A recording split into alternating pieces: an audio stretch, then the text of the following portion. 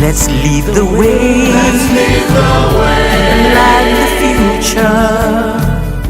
Bismillahirrahmanirrahim. Assalamualaikum warahmatullahi ta'ala wabarakatuh. Alhamdulillahi rabbil alamin. Wassalatu wassalamu ala syafi'il anbiya'i wal mursalin wa ala alihi washabbihi ajma'in. Rabbi israh li sadri wa yassir li amri wa hlul 'uqdatam min lisani yafqahu qawli. Amma ba'd. First and foremost, thank you for giving me this opportunity to share with you a bit of knowledge on the topic of smoking and health, particularly relating to the issues from the Islamic perspective. As we know, smoking has been gazetted under the fatwa or the decree of the Malaysian National Decree Council or Majlis Fatwa Kebangsaan since March 1995 as haram. So in lieu of this, it should be in the heart of all Muslims to accept this fatwa and take the responsibility to not use tobacco, particularly in the form of smoking. However, the sad reality is majority of the smokers in Malaysia, amounting to about 4 to 5 million currently, are actually Malays, Muslims. So this contradiction is baffling, but however we understand to a certain perspective or degree that smoking is actually an addiction. The addiction stems from the effect of a very powerful addictive substance or nicotine, which is present in the tobacco leaves. Now Allah subhanahu wa ta'ala has created nicotine in the tobacco leaves, but I don't think the purpose is to cause addiction. However, the use or misuse of nicotine in tobacco is widespread all over the world, not only in Malaysia, but in other Muslim countries as well. Now, the reason that nicotine is so addictive is in the fact that when it reaches the receptors in the brain, particular receptors, for example, the alpha-4 beta-2 receptors, it will then pass on the action potential, which then generate release of neurotransmitters.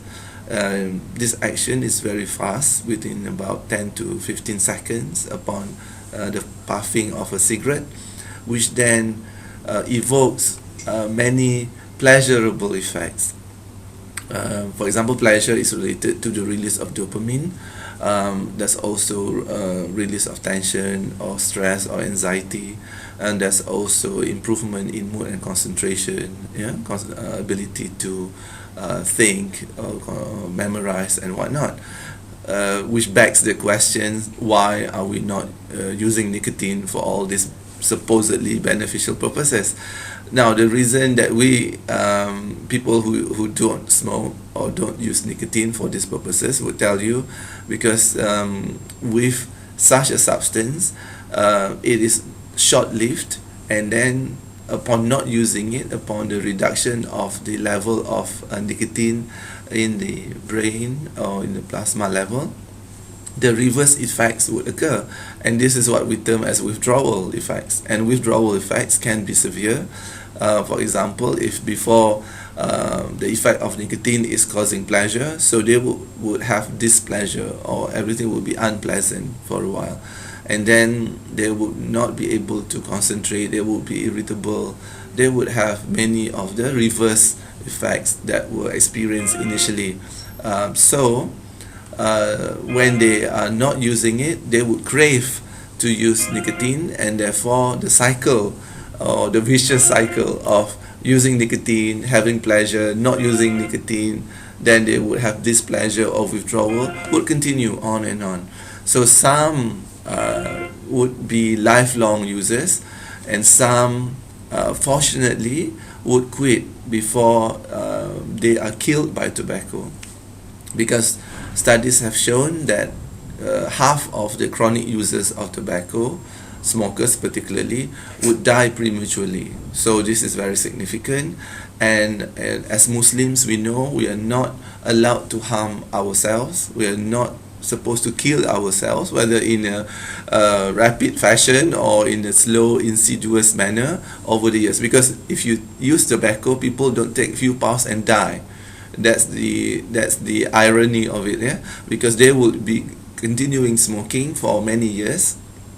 They will be addicted, and therefore the disease would come out during that path of usage. For example, some diseases would only emerge or being diagnosed about 5, 10, or maybe 20 years later. Some diseases would only be diagnosed upon quitting. For example, they were having such severe withdrawals, the coughing initially, the fever, the runny nose, and the overall feeling tired and fatigued and irritable. So they would go and see the physician, seek treatment, and then they were diagnosed with for example, heart disease, yeah, coronary obstructive pulmonary disease, and so on and so forth.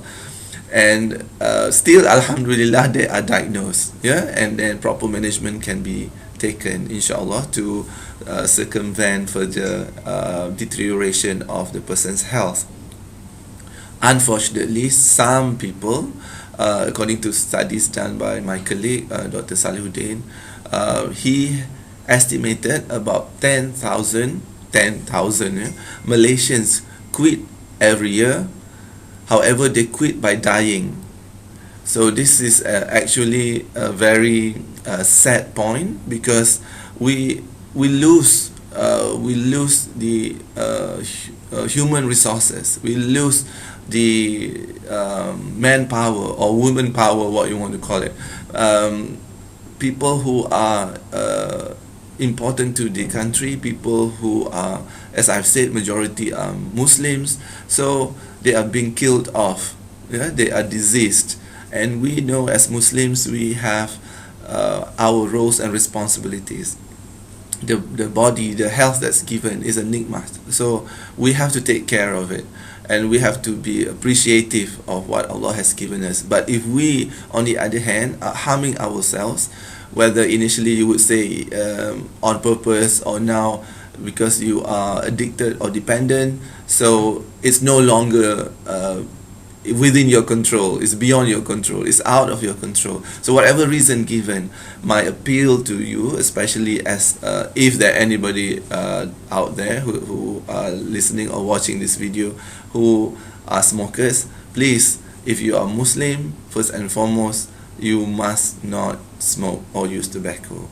And then if you know of other Muslim friends, please with hikmah advise them, bring them back to the right path, because we should not look down upon smokers. They are diseased individuals. In fact, the WHO classified tobacco dependence under social and behavioral disorders. So they have some sort of mental and also social disease which warrant treatment. Yeah, they deserve to be treated.